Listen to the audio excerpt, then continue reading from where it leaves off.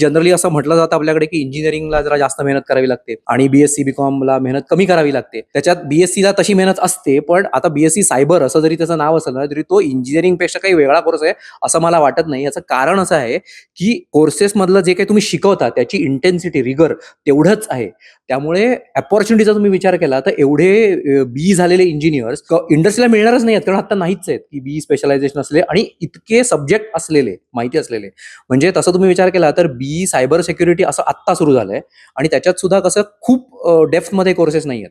पण हा जो कोर्स पुणे युनिव्हर्सिटीने डिझाईन केलेला आहे, सावित्रीबाई फुले पुणे युनिव्हर्सिटीने, त्या कोर्समध्ये पहिल्या वर्षापासून काही काही सब्जेक्ट्स आहेत. म्हणजे तुम्हाला प्रत्येक सेमिस्टरला सायबर सिक्युरिटी मधला कुठला तरी सब्जेक्ट येतो. सर, अरहम कॉलेजमध्ये इनटेक कॅपॅसिटी किती आहे या अभ्यासक्रमाची? या अभ्यासक्रमाचं स्पेसिफिक नाव काय आहे आणि याची फी स्ट्रक्चर काय आहे?